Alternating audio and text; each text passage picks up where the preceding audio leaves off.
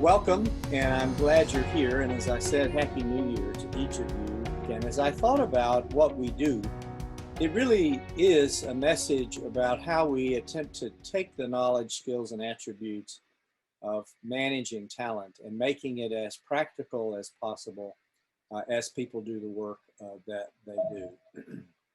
Now, as I had titled this particular session today, Restarting and Reskilling, I thought of it as a way of thinking about how we begin the new year and also the various circumstances that we find ourselves in as a result of all the forces that have been at work that you are fully cognizant of that I think impact talent in a whole variety of ways.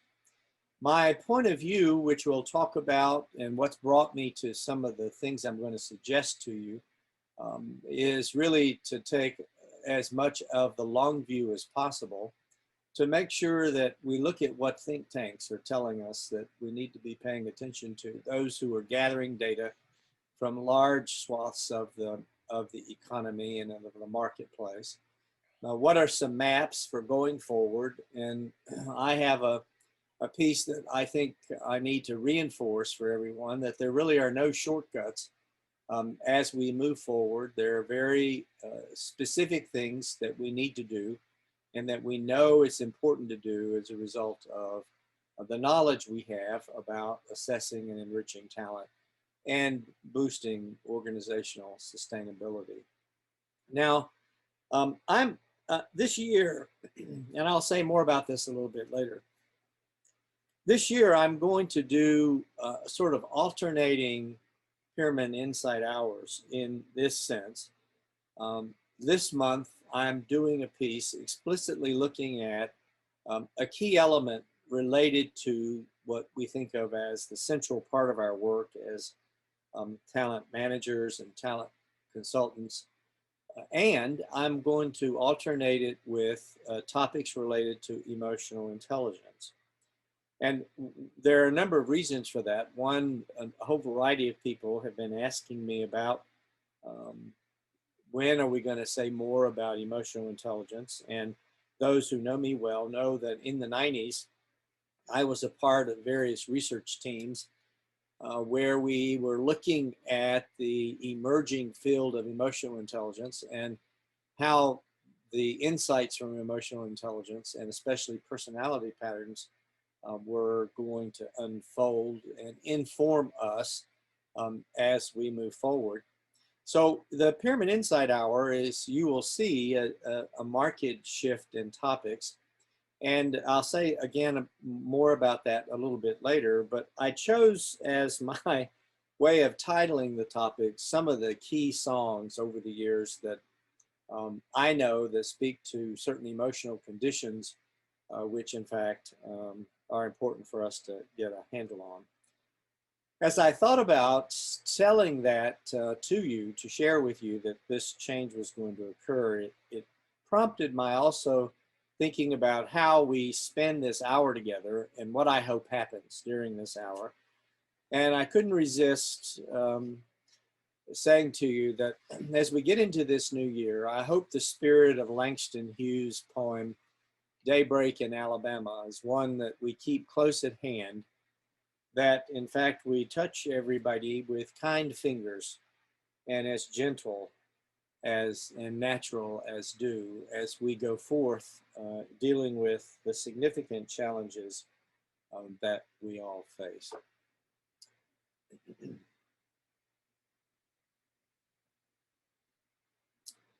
One of the things that is important for me to reaffirm for everybody who attends any of our activities or programs is that there is a methodical orientation to making sure that as we approach material and topics, that we gather data from as many valid and reliable sources as possible, that we look for what I consider consensually accepted facts in our particular fields of professional interest, What then are those trends and patterns that tell us some things about relationships between different factors, and how those factors then need to be integrated, critiqued, and analyzed and integrated into the things that we do in order for us to get to what I consider the best outcomes. So, at least so you'll know that when I approach any of these topics, I go through a process of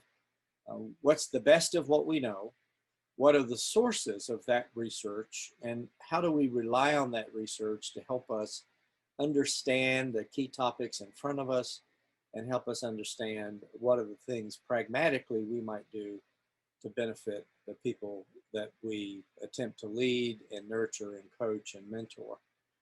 I've been playing around for a number of sessions with the notion of trying to encourage people to think about the role of intention in the way we handle talent management. And so I've done this little scheme of an intentional talent operating system to play on the mechanism of operating systems and the rubric of operating systems, to say that if you look at what we've attempted to do, we have done our best to cover the territory so that wherever the pain is, if the pain happens to be with succession planning, or if the challenge that needs to be overcome in talent management in an organization is fostering particularly the development of individual contributors, or if in fact helping organizations identify the most effective talent for their particular operations, we have attempted to provide solutions. Not that anyone needs to have the whole solution, just know that whatever part you touch on, in fact, is connected to a whole system. As we get into today's topic, and as I took a look at the various key writers at the moment and folks collecting data, it struck me that this new year, and especially the events of the last 11 months, have brought us to a couple of very important, it seems to me, realities. For those who've been paying attention to changes in SEC accounting requirements and metrics, there was a significant institution of new procedures and methodologies for reporting on human capital. And these metrics that are being required by the SEC and publicly traded companies really are going to foster a variety of initiatives on the assessment and focus on talent and the value of talent to the operation in ways that we've never seen before.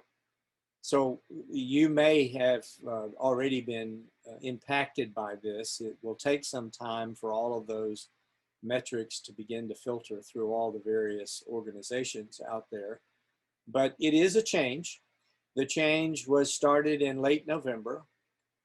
Big organizations that have big accounting offices and legal firms who attend to these issues will begin to say more about, and we'll learn more about some of the pragmatics of that.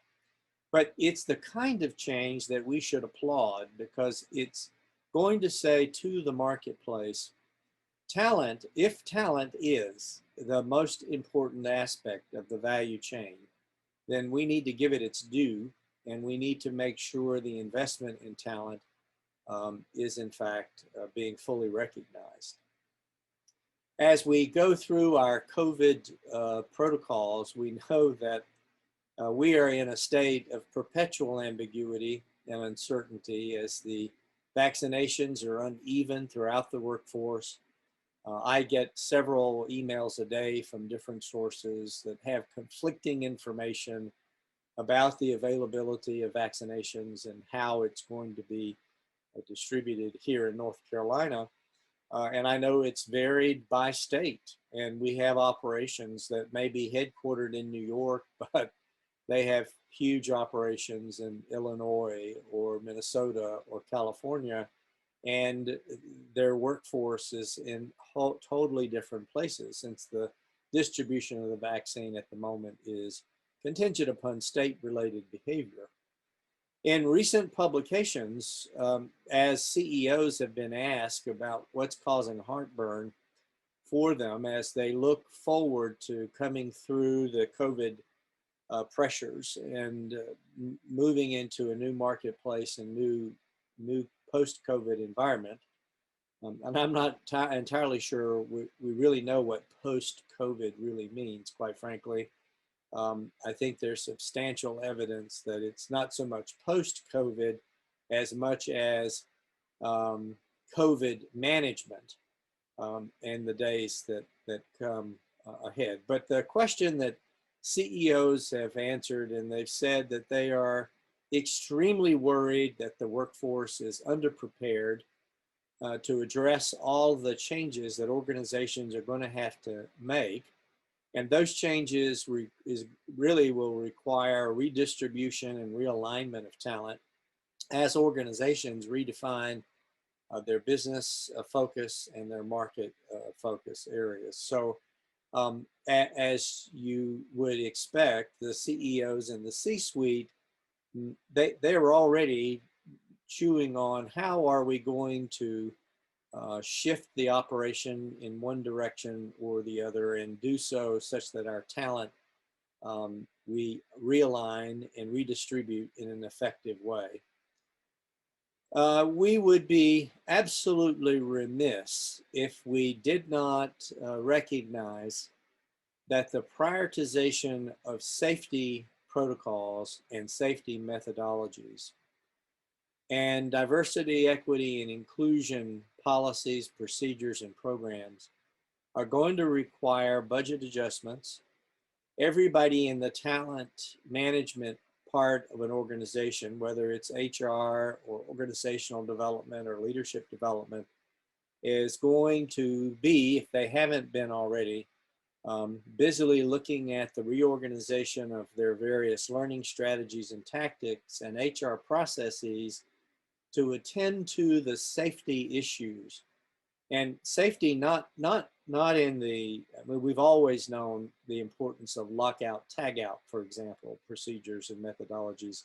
We're now talking about safety related to sanitizing workplaces, sanitizing the management of raw materials and how raw materials are going to be utilized in new and different ways. And that's fostered a number of changes as folks have thought about the backroom operations and how do we communicate to the marketplace that in fact we are a safe marketplace, we're doing the right things, and we are doing our best to deliver to you products in the most effectively, safely managed way possible. And though we have known for years that the diversity, equity, and inclusion issues needed to be addressed because of the benefits that really comes from the diversity and really the extraordinary financial outcomes that organizations have seen when they have invested deeply in making sure that inclusion is a part of their culture, but more importantly, because it's the right thing to do. Yes, there are financial business outcomes, but the most important reason to invest and reorganize and refocus on those initiatives is in fact because we know it's, as I said, the right thing to do. Now, I have seen some recent data that suggests to us that the burden that especially women are carrying during the COVID crisis throughout the workforce is going to precipitate a variety of issues that we haven't really been as thoughtful about as we should. So I suspect that as we think about managing talent as we move through this COVID crisis, we are going to need to pay attention to the flight of talent. We're going to have to pay attention to what engagement really means, what do we mean by development in a virtual environment, and how are we fostering resilient cultures throughout our operations.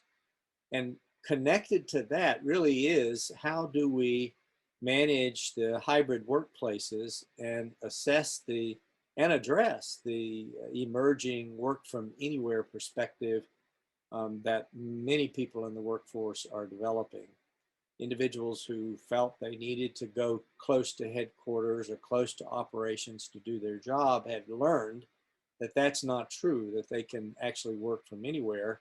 And organizations who don't have that flexibility with different kinds of roles and positions are going to find themselves in a serious talent deficit issue. We know that in addition to what has happened, as we've described it here, that artificial intelligence and robotic operations throughout many organizations have dramatically increased. The use of robotic operations and technology certainly helps address some of the safety and sanitization issues. It helps address efficiency issues and all those things that we know. But the application of artificial intelligence to human resources and human resource processes is in fact going to dramatically increase, and we're going to find ourselves having to think about how to utilize our knowledge and know-how and talent management in new and different ways. So let's take up the restarting first. And if you go explore what I consider to be some of the big names, McKinsey and Deloitte and a variety of other institutes, the key things that they've said about as we come through and get into a place to reposition ourselves as a result of COVID is that we are going to need a detailed map, and they refer to it, many of them, as a relaunch map. It needs to be thoroughly threaded with guidelines for safety guarantees, not only for employees, but customers. That the operations are going to be rebooted in a way that boosts confidence and boosts value in a freshly oriented perspective about the business and how the business has repositioned itself. There is a considerable amount of material on rethinking the use of technology, and I mentioned that just a bit ago. And we're seeing that evolve in a variety of ways. And in some ways, what's happened is that it has sped up. COVID has sped up the urgency for more technology and more robotic applications. And the messaging that keeps coming through is that you are going to, if you are a manager or leader in an organization, so those of you who are coaching or working with managers and leaders need to have extra attention to the care it's going to take to have the level of engagement and the level of connectivity that's going to be vital in hybrid workplaces for the organization to thrive, for the talent to stay on and to thrive, and invest in recovery in ways that I'll talk about in more detail. So those are big threads in much of the material. If we start looking at the tasks related to restarting, already the notion of, as I said, the launch map needs to be thoroughly attentive to market segments and product and supply chains. There needs to be a relook at employee goals. And what does it mean for an employee in a realigned or reinitiated operation? What's the kind of focus we're giving to all of the safety issues, which I mentioned earlier? There's going to need to be an extra amount of effort spent on defining what the various roles are of the key players. And it seems that just about everybody said, if you thought that you were communicating a lot before, you need to multiply that by 100. that we are going to have to really invest in multiple channels of communicating and finding ways to make sure that we are letting the talent know how important they are and where we are and how we're adjusting and modifying the ship, if you will, as we go forward. Now, because technology is increasing the opportunity for more monitoring and measurement, being upfront about that and being uh, fluid, that is to say, realizing that some of the methods of measuring in the past may not have been as effective under these current conditions, and adjusting those ways of monitoring processes is going to be important. Finding some new ways to really analyze and report the data and make sure we create opportunities for debrief in the organizations that are restarting or readjusting in some significant ways is going to be quite important. And of course, we know that finding fresh ways to partner with stakeholders is going to be critical. When we get to the talent part of this equation, what we're hearing from those who've thought about this in deep ways, that there is going to need to be a rigorous identification of how to um, identify the roles and the behaviors critical for the operation and align those with the new reality and the new metrics for quality and quantity and deliverables. That we need to find the mechanism to accelerate a whole variety of processes to digital platforms. And especially in HR, we're seeing that this whole notion of how we use virtual platforms for orientation, onboarding, a whole variety of things that haven't been done in the past are going to be especially critical in the future. And the use of high tech, what I'm going to call high tech e-learning, is in fact going to become more critical. The whole conversation around how in talent and leadership development we need to, within our operations, make sure we attend to centers or some sort of focus on expertise and excellence to help speed up decisions and resolve various crisis issues in specific locations is going to be increasingly important. And finding ways to communicate and redefine the value chain is the message that seems to be coming up in a whole variety of sources. Now, as I thought about all of this related to restarting in talent, it struck me that there were sort of four big parts of this roadmap. One is that talent needs to know the who, what, where's, and whens for the products, the services, the activities the organization is doing, and perhaps some fresh ways and use a variety of communication methodologies that we haven't paid attention to in the past. We are going to have to address the safety issue and address it relentlessly to make sure that all stakeholders understand that value is front and center and the well-being and care of employee and customer is on everyone's mind. The role of engagement is, as I said a few moments ago, clearly is going to become one of those metrics that we'll monitor and what its relationship is to the sustainability of operations in this extremely dynamic and uncertain economic environment that many operations find themselves in. And then, of course, making sure we measure, monitor, and adjust is going to be important for us as we think about applying the talent that we have in the different operations that we have. Now, that's the sort of restarting side of the house. We'll move in a second to the reskilling side of the house. But I'm just curious, based on what you're hearing or what you're in the organizations either that you work in or um, that you're working with, depending on what your role happens to be.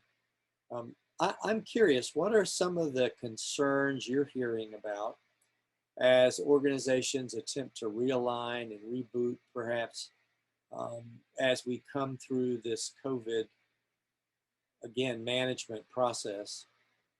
I am so reluctant to say post-COVID environment because of the empirical evidence that we will be managing COVID-related issues for a very, very long time. So what are some of the issues you've heard, and what are some of the constraints that people seem to be working with? So if you will, in the chat box, write some of your comments and let me pull over and see some of the things you're saying here.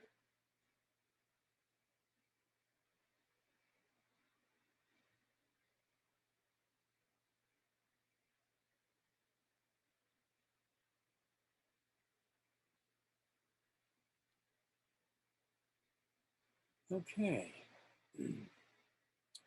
Lots of attention to the realities and reactions of COVID. Seems to be showing up. You know, the role of budget readjustments related to safety and DEI efforts. Not much about SEC, but you will if you deal with a lot of public entities.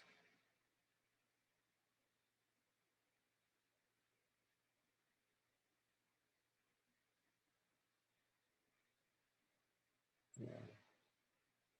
The technology constraints with working from home, competing issues, home life, school demands, family demands, the role of illness on the available energies that people have.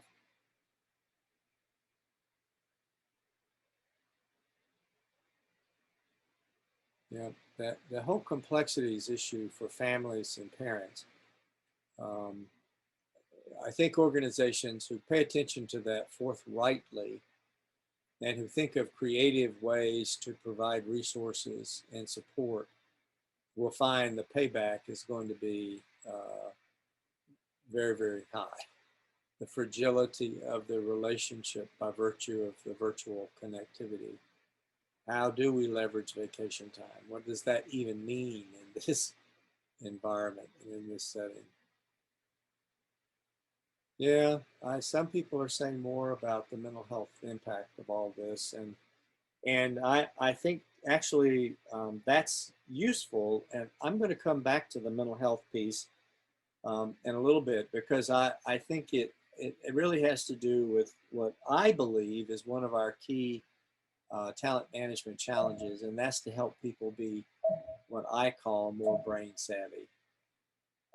All right, let's shift our attention for a little bit to the whole question of reskilling. And the reason I thought of this, or retooling, the reason this came to my mind is as I was doing research about what folks were saying about how are we going to manage in this COVID environment as we move through the COVID crisis. This whole topic of, well, how do we retool and reskill people moving forward? And then it leads naturally to the question, well, what is it that we need to reskill people to do? What is it that we need to help people to do? And so in a pretty extensive report by McKinsey, and you can go on the McKinsey website and take a look at this, the detailed report, I extracted some pieces from it to underscore some issues. And one of the issues is how to help workers adapt to rapid change. Well, we know for a very, very long time, we've been working on change management programs and transition skill building activities. And it does appear that it's a more acute issue than perhaps we have given it recently. And I think it is addressed through some of the things I'm going to suggest in a minute around being more brain savvy.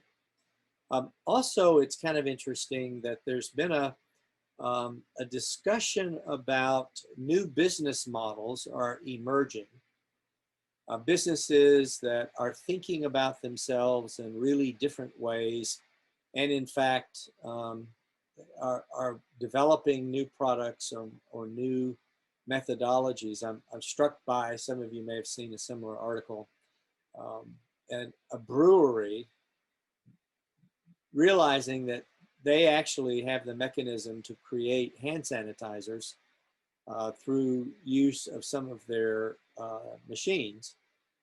And it turned out that while that was a good thing to do, it required a whole lot of extra training and method and process adjustment than they anticipated. And so their go-to-market was greatly hindered when they thought this was going to be a simple thing to do, and yet it turned out to be a more problematic thing because it had to do with skills, processes, SOPs that needed to be developed. And so as we think about that and we think about operations, finding new ways to provide deliverables to the marketplace is going to alter some of the skills needed to make those things happen.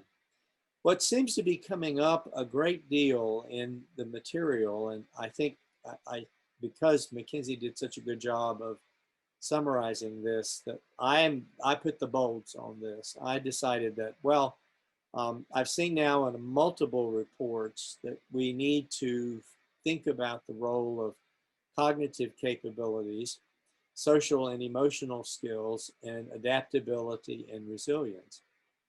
That these have become, if we will, the A bucket of topics that are going to be especially important.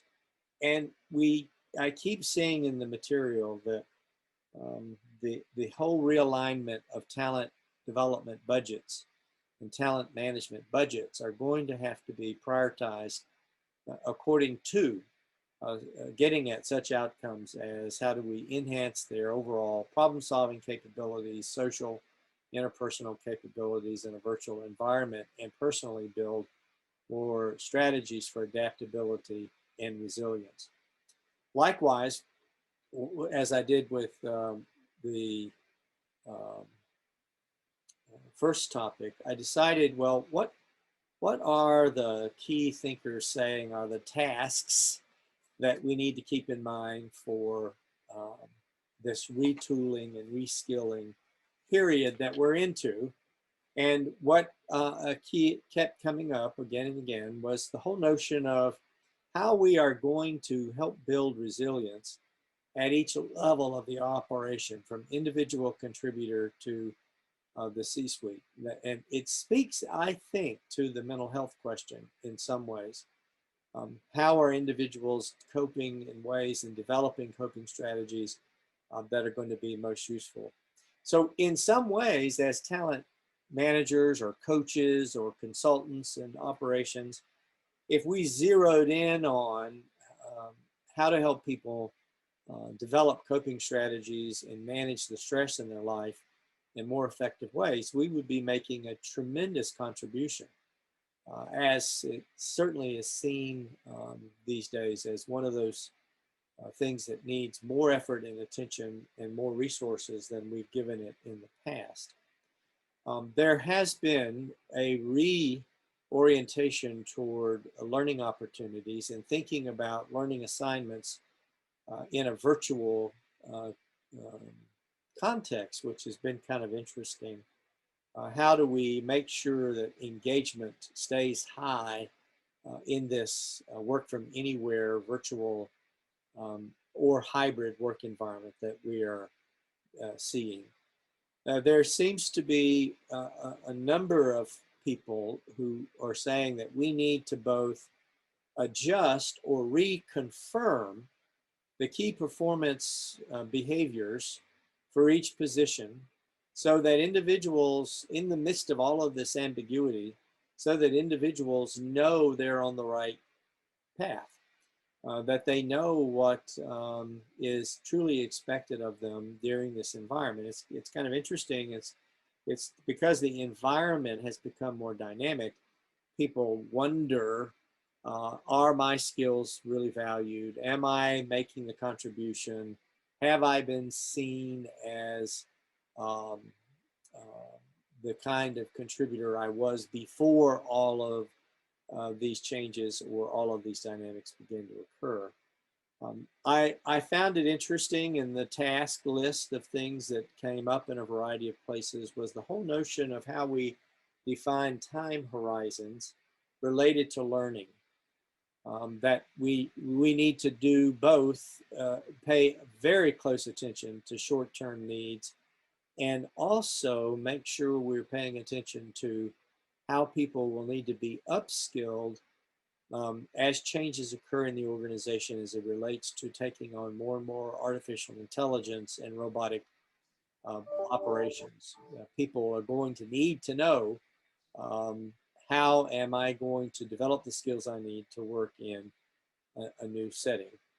Certainly, in the message is loud and clear that the role of emotional intelligence is going to dramatically increase, and the importance of helping people develop that emotional intelligence quite important, and helping people customize their learning journey is going to become ever more vital. So I took all of it and said, well, what's the roadmap for reskilling? What are the things that need to happen as a restart or realignment plan is created and the stakeholders have been thoroughly engaged? We need to take a careful look and prioritize the roles and practices in the realigned operation or organization, or in the renewed organization through this environment. Assessing the talent is going to be very important within this new plan, making sure that the confirmation or skill adjustment is being appropriately planned for and then aligned, and where there are clear deficits, finding the people who have the talent and the skills and the know-how becomes especially important, and making sure that we are ever rigorous about the learning opportunities that people have, especially in the kind of assignmentology we might use to help individuals have the experiences they need to retool for what's going to be emerging in an organization.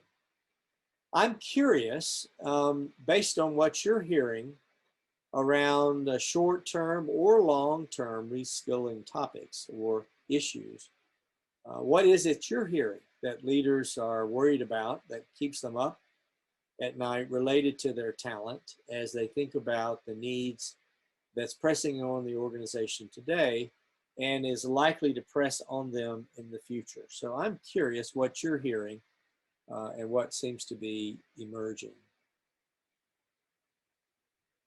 Yeah.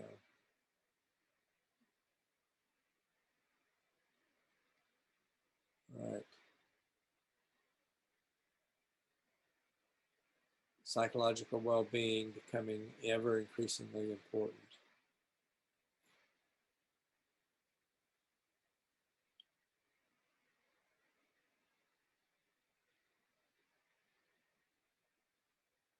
Resilience, working well in ambiguity, the role of teams and team development becoming an important piece. Yeah. Skilled talent to run the operations. Yeah. In manufacturing, no doubt. Ambiguity, comfort. Yeah. Yeah. Yeah. Those are the issues raining heavily upon us. Well, as you would expect, we would say to you that there's some very important things that we pragmatically know that we can do. As I've thought about resilience and dealing with ambiguity and making sure that we're helping individuals develop the coping strategies that they need, the 6 tactics that really come to mind as what I refer to as brain savvy skills. Um, in the far right corner, we know sleep's important, and there's been too much focus on the amount of sleep versus the quality of sleep. Yes, the number of hours matters, but you could have plenty of hours that aren't inclusive of the deep sleep that's needed. And the empirical evidence is that we need 3 90-minute cycles in which we go into the deepest sleep possible. And it appears that there's something about the 3 cycles, and especially the third one, where we allow our brain does a special chemical dump. It just simply gives our cortex a shower. And the shower's task is to pick up and remove from the brain an array of molecules and cell fragments that have occurred through the day. And there is just, I could go on for the rest of the day on this. There is so much evidence that brain shower is vital, not only in the short term, but in the long term, because it removes debris that otherwise could be extremely problematic for us as we get older. We all know that paying attention to our body, our food intake, and physical action is vital. And it's interesting to me, sometimes the little tips we give people when we say to a person in this environment, this COVID environment, where maybe when you were at the office, you were climbing 3 steps of stairs a day as a part of your physical action. Well, you're not doing that now. What are you doing? What space are you making for regular physical activity? And it's kind of interesting in the folks that I've talked to and a number of people I've coached this year, that they're quick to say, well, it's so difficult to find the time to do that. And I've added a stand-up desk. Well, that's good. That's a good thing. They've made some changes. But here's the piece, and I'm going to have to constrain my comments on this. The thing about physical action is that it's the only way our body moves wastes from the lymph system. Our lymph nodes and the lymph channels in our body are all tied to muscle movement. And we need for those lymph systems to get emptied, and we need to eliminate those unnecessary elements, those remains of hormones that have come through us through the day, because them hanging around is what causes a variety of other health-related issues. Emotions management is again one of those things we could spend the day on, but the key variable is helping people to learn to reframe and take perspective.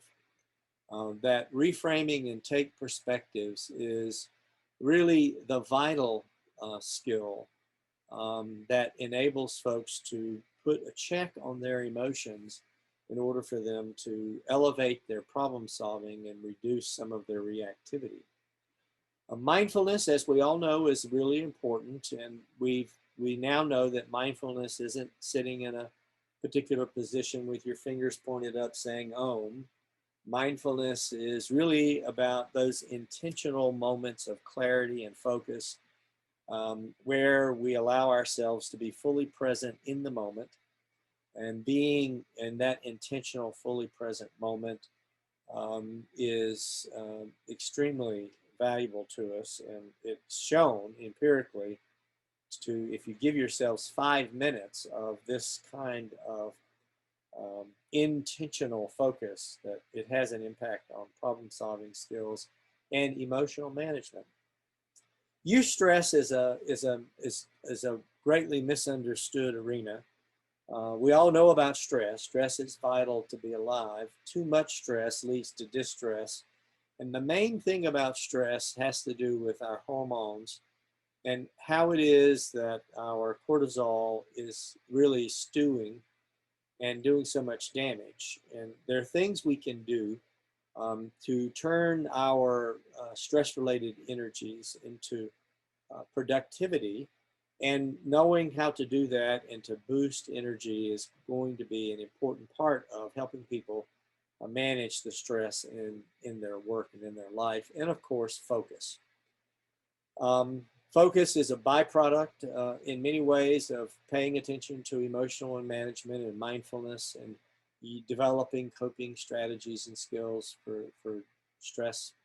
But there's a piece around focus that is not fully understood, and it has to do with managing the internal chatter that gets in the way of focus. And we have at Talent Intelligent a way of talking about that. We say that, well, we all have ants, UFOs, tuts, and WWWs. And what that means is, as you might have picked up in some of our other programs, that when we think about ants, we're talking about automatic negative thoughts. And we need to learn strategies to turn those down if we're going to have focus. When we talk about UFOs, we mean unverified fearful objects. And an object doesn't necessarily have to be a physical thing. It's something in our awareness that we've become fearful of, that in fact we have no verifiable basis of that fear. Tuts we call task unrelated thoughts, which is really all of those pop-ups that occur about doing X when you should be doing Y. And finally, of course, WWW is worthless, worldwide worthless worries. Is when we allow our mind to get focused on the worldwide issues over which we have no ability to control, no ability to alter the outcome.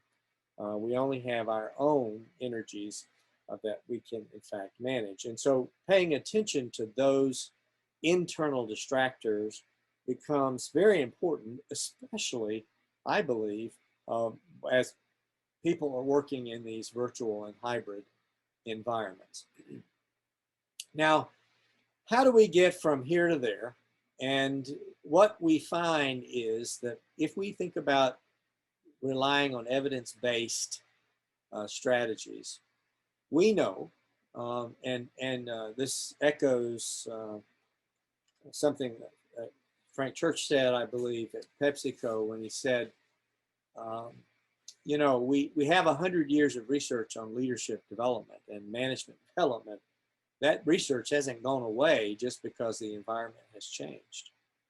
In fact, as we look at those threads, we know that these particular topics are ever more important in today's environment around relationships, how we build and strengthen relationships, the kind of execution that occurs to get things done in these hybrid work settings, how we are growing talent at all levels in this new environment that we find ourselves in, how do we foster flexibility, and in fact enhance the quality of thinking. And part of that is the perspective taking and the management of those internal noisemakers. And if you've been around us much, you know, we really come at this in what we think of as in a comprehensive way. What are the roles and the practices needed at an individual contributor level, which we refer to as CASI, the knowledge, skills, and attributes of individual contributors, or the knowledge, skills, and attributes of managers or leaders, as well as paying attention to what's vital in the high potential world of factors that cut across the organization, and teams. And teams was mentioned a moment ago, which I think is really important. So if you were to dig deeper into our material, you would find, and I blended this with the DEI work that we've been doing. And as I've researched what's the stuff that's mattered in diversity, inclusion, and equity, and what you see that I've attempted to integrate for you is we know that voluntary training to get people to be aware of diversity, equity, and inclusion issues, helping teams manage themselves where inclusivity is a vital factor and attribute of their success, where cross-training is engaging people at different demographics in an organization and different challenges, that intentional recruitment and attention to the needs of women and minorities, the mentoring of those being quite vital, the kinds of task forces that are being quite vital um, are a part of the story. And what I have attempted to do is to say our intentional talent orientation is that we have materials to utilize across all of these key factors. We have embedded throughout our materials elements on mindfulness and growth mindset that we think is vital at all levels. That training teams in very specific ways, given the enormous evidence we have about what makes a team successful, is going to be a vital part of our DEI solutions. How we assign and the kinds of assignments we give to people to help expand their awareness is going to matter. And of course, having a systematic, science, evidence-based interviewing methodology, which our Hello system is designed to do, helps us get to a spirit where I absolutely love this quote, diversity is being invited to the party and inclusion is being asked to dance. And we believe that the kinds of roles and practices that run through our libraries, and I know I'm running out of time, run through our libraries cover that territory. And in our libraries, we have, as those of you who know, 9 roles at the leadership level with 35 practices, 11 roles at the management level with 30 practices, and 10 roles at the individual contributor level and 27 practices.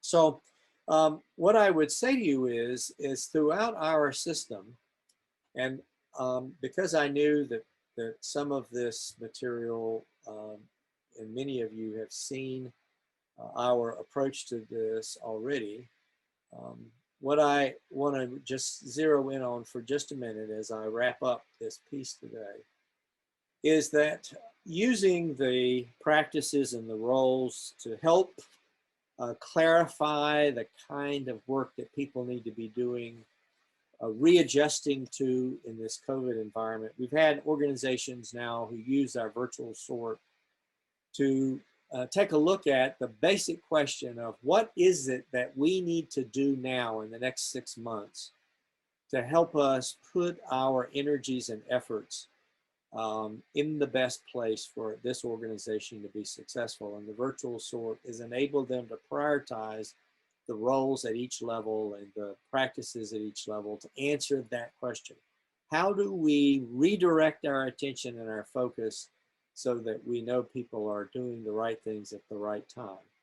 Now, throughout all of our materials, we have ancillary materials to show the analytical elements, which when you're trained on, you get what the developmental complexities are, what the overall contribution is of each of the practices to the various roles. And as some of you know, our surveys have extensive reports depending on the need of the learner. And we won't go into that today, just to say that, in fact, those extensive reports are quite helpful. Now, I mentioned a little earlier that as I go through the year, I'm going to be introducing a variety of new and different topics. And we have one special topic coming up on January 21st, using humor, that you might want to register for if you haven't.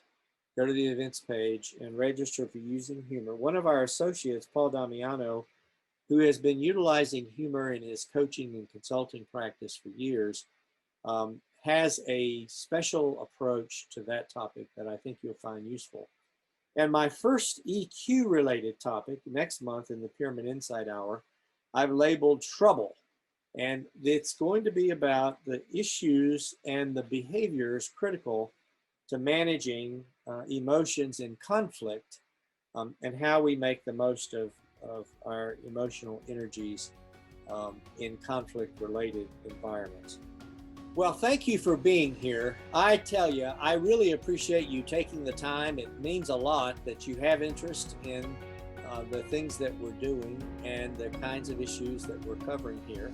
I hope you'll find the EQ thread through the year interesting, and that you'll attend those topics. You'll see that I've covered what I think are some of the main EQ-related issues in organizational life, and I've adjusted some of that by virtue of our COVID environment and the things that we'll pay attention to as we move forward.